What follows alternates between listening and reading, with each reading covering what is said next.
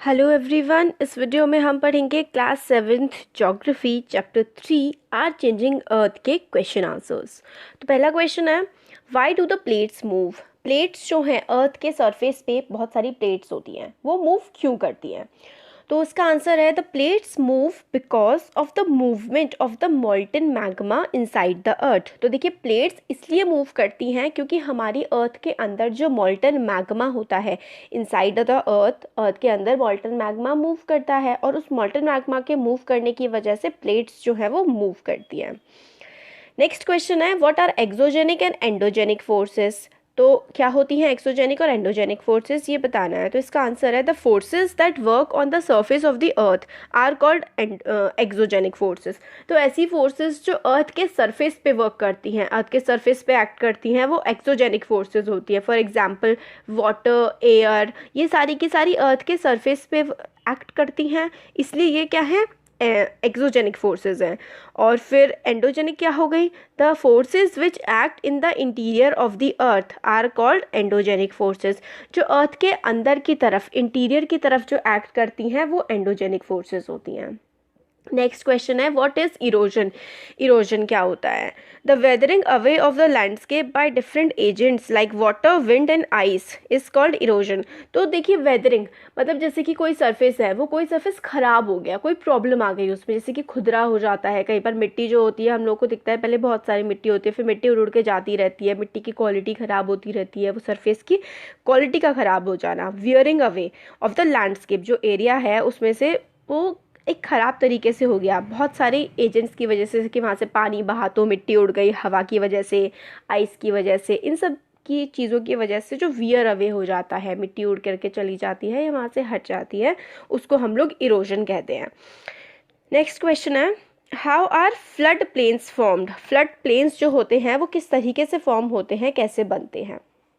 तो इसका आंसर है, when river overflows it's banks it floods away its neighboring area, which deposits layer of fine soil and other material called sediments along its banks.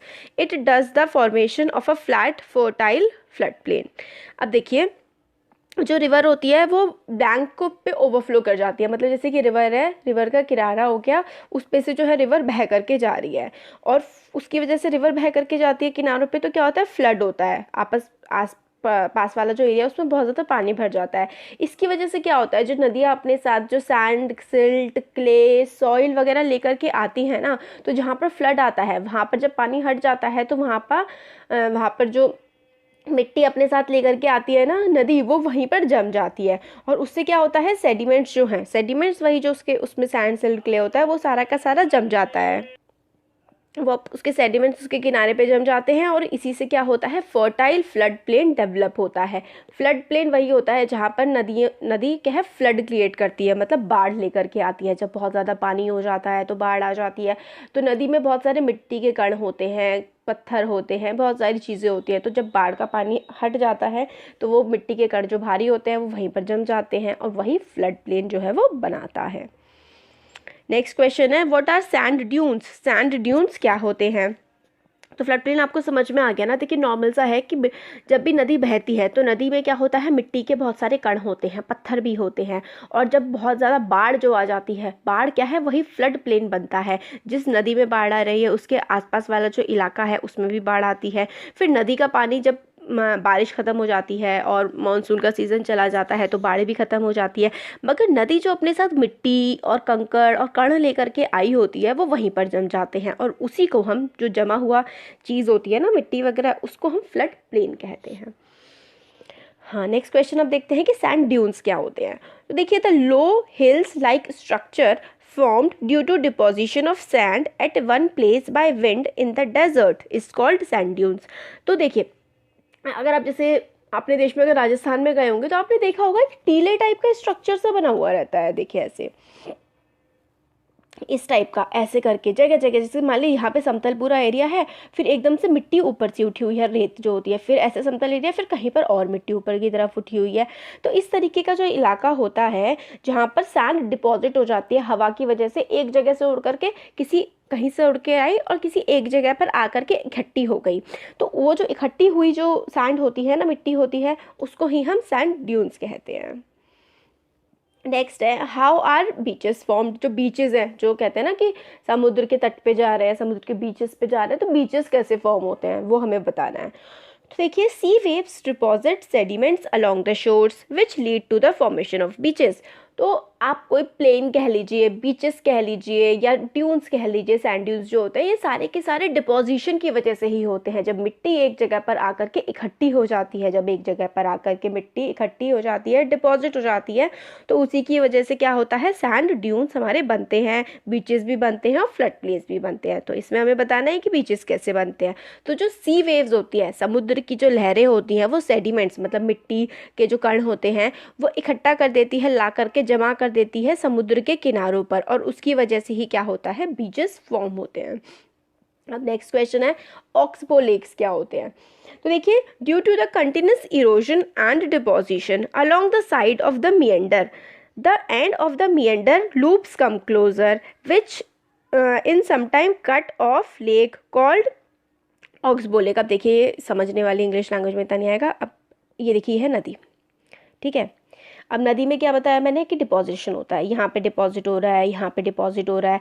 एक साल नदी ऐसे बहती है, नदी अपना कोर्स चेंज करती है, ठीक है। एक साल ऐसे बही, एक साल पानी ज़्यादा आ गया तो नदी ऐसे करके भी बह गई, ऐसे करके बह गई। अगले साल क्या हुआ कि ये वाला जो बीच वाला पार्ट था, ये क्या है, ये हट गया, यहाँ से ये वाला पार्ट ये हट गया और इस तरीके से नदी बहने लगी, है ना। ये बीच वाला पार्ट हट गया और ऐसे करके नदी जो है वो बहने लगी। अब उसके अगले साल क्या हुआ, अगले साल इस तरह का कुछ हो गया कि नदी ऐसे करके बही, ऐसे करके नदी यहाँ से बह करके आ गई, तो ये जो मोटा मोटा पार्ट है ये अलग हो गया, इससे ये वाला पार्ट थोड़ा सा अलग हो गया। बहुत लंबे समय तक जब ऐसा होता रहेगा तो एक टाइम ऐसा आएगा कि नदी का ये जो बाहर निकला हुआ पार्ट है ना, ये इससे अलग ही हो जाएगा, नदी से दूर हो जाएगा और यहाँ पे डिपॉजिट्स आ जाएंगे और इस तरीके से अलग सा पार्ट बन जाएगा।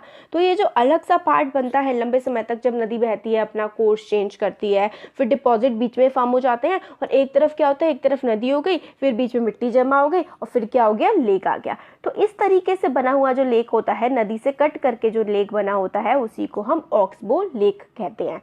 तो देखिए, due to continuous erosion and deposition, erosion होता है एक जगह से मिट्टी का हट जाना, डिपोजिशन होता है मिट्टी का वहाँ पर जमा हो जाना, कंटिन्यूस इरोजन होता रहता है, कंटिन्यूस डिपोजिशन होता है अलोंग द मिएंडर।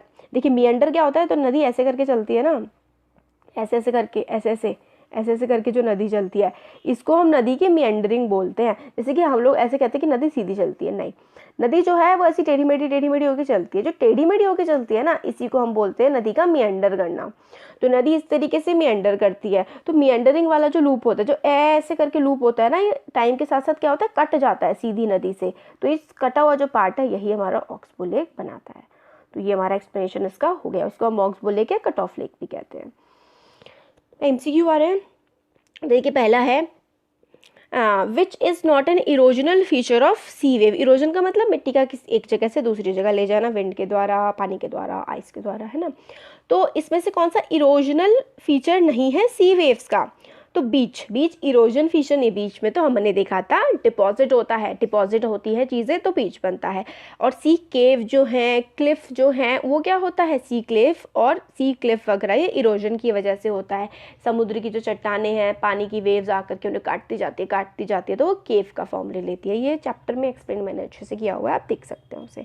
तो इरोजनल फीचर कौन सा नहीं है, बीच नहीं है इरोजनल फीचर। नेक्स्ट है डिपोजिशनल फीचर ऑफ ग्लेशियर क्या है, तो मोरेन्स जो होते हैं वो डिपोजिशनल फीचर होते हैं ग्लेशियर के। देखिए, मोरेन्स क्या होते हैं, जैसे कि जो मिट्टी है ना, मिट्टी हम लोग क्ले कहते हैं, सैंड कहते हैं, इसी तरीके से ग्लेशियर में जो है इन सब चीज़ों को हम मोरेन कहते हैं। ये जगह जगह जा करके डिपॉजिट कर देती है, तो डिपोजिशनल फीचर है ग्लेशियर्स का मोरेन पार्ट। सी हो गया आंसर। नेक्स्ट है which is caused by sudden movement. Sudden movement की वजह से एकदम से क्या होता है, हमारे सडन मूवमेंट्स की वजह से इन तीनों की बात करें तो हमारे वोल्केनो फट जाते हैं। जब हमने पढ़ा था कि अर्थक्वेक आता है समुद्र में तो वोल्केनोज भी फटने लगते हैं। तो सडन मूवमेंट, एकदम से कोई मूवमेंट होती है तो वोल्केनोज हो जाते हैं, वोल्केनो का इरप्शन हो जाता है। ऑक्सबो लेक कहाँ पर फाउंड होते हैं? अब ये भी पढ़ा, रिवर्स में फाउंड होते हैं। रिवर जो वैली होती है जहाँ पर नदियाँ निकलती हैं वहाँ पर ऑक्सबो लेक मिएंडरिंग की वजह से फॉर्म होते हैं। तो इसका आंसर हो गया रिवर वैली। समझ में आ रहा है ना आपको? मशरूम रॉक्स कहाँ होती हैं? डेजर्ट में। देखिए मशरूम की शेप कैसी होती है, ऐसे करके होती है ना मशरूम की शेप। और सैंड ड्यून्स कैसे होते हैं? सैंड ड्यून्स भी ऐसी होते हैं। तो मशरूम रॉक्स कहाँ पे हमें मिलती हैं? डेजर्ट्स में मिलती हैं। नेक्स्ट है हमारा मैचअप करना है हमें। ग्लेशियर्स को हम रिवर ऑफ आइस भी बोल सकते हैं। ग्लेशियर्स का एक और आंसर हम क्या दे सकते हैं कि ग्लेशियर्स क्या होते हैं? ग्लेशियर्स रिवर ऑफ आइस होते हैं। मिएंडर हमने देखा था, रिवर मिएंडर करती है। बीच क्या होता है? बीच कहाँ पर होते हैं? सी शोर्स में होते हैं। सैंड ड्यून्स कहाँ पड़ते हैं? हमने पढ़ा था अभी, कहाँ बनते हैं? डेजर्ट में बनते हैं। वाटरफॉल क्या होता है? सी क्लिफ बनाता है, वाटरफॉल के बाद सी क्लिफ बनती है। अर्थक्वेक का मतलब क्या होता है? वाइब्रेशन ऑफ द अर्थ, अर्थ के हिलने को हम अर्थक्वेक कहते हैं। तो ये हमारा हो गया चैप्टर 3 जो है इसका कंप्लीट। क्वेश्चन आंसर्स इसके। Thank you.